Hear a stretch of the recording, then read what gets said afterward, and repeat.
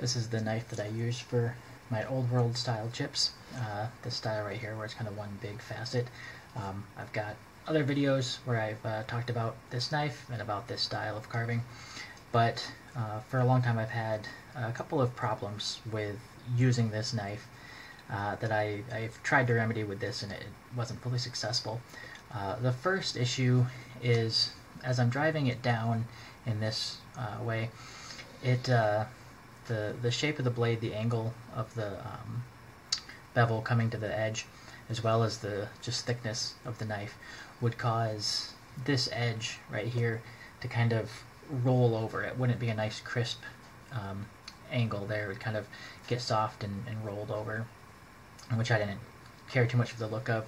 But also, and this was more of an issue when I would do the multi-layer, if I would carve this and then carve some more stuff into this surface, where this vertical surface would end up kind of changing direction. It wouldn't be flat. As I did another layer, it would kind of change and rotate down, and I was just having a hard time keeping that looking the way I wanted. So I modified this knife a while ago, hoping to solve those, and I pretty much just made it thinner.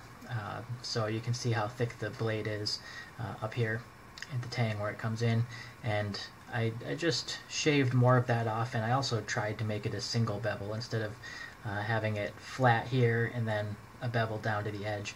Tried to basically make it a simple single bevel from here all the way down.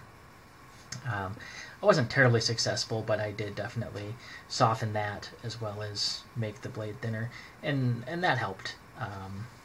But I was still not happy with the results of that, so I wanted to try an experiment, and so I bought 2 of this same knife, and wanted to basically make it an asymmetric knife edge, where one side would be beveled and then the other side would be flat, and that solves the issue by, instead of presenting a beveled edge to this, is a flat edge, and so there's nothing for it to roll, there's nothing to get caught or squish.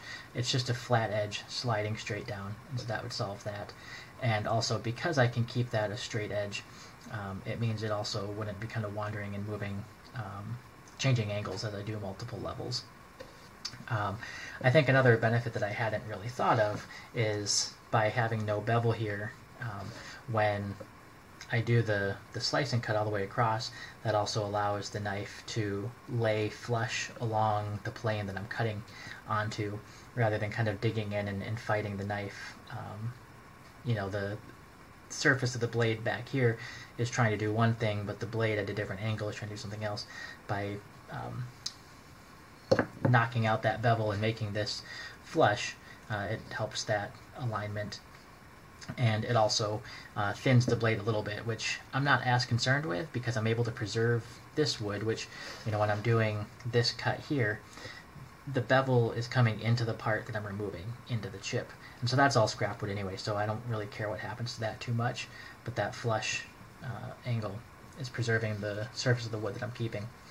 So I don't know if it shows up very well on the camera here, but there is a bevel on this side, and it's approximately flat here.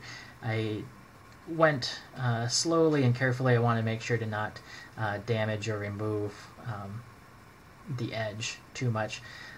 So again, it's just not necessarily perfectly planar along here, but hopefully it picks up there that it's definitely a lot more flat, and there's no obvious secondary bevel coming out there.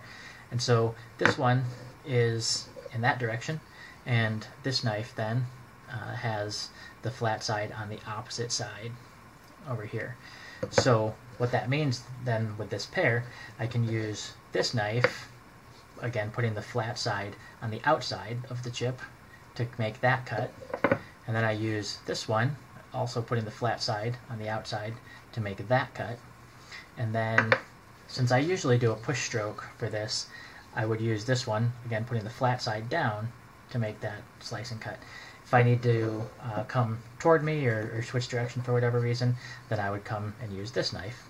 So I can always make sure that I'm keeping a flat side of the blade against the wood that I'm preserving while using the bevel to create the angle for cutting into the chip that I'm removing. And I've only done some kind of practice stuff here. I haven't used it in a project yet, but so far I'm liking the results and think that that's going to give me a better result.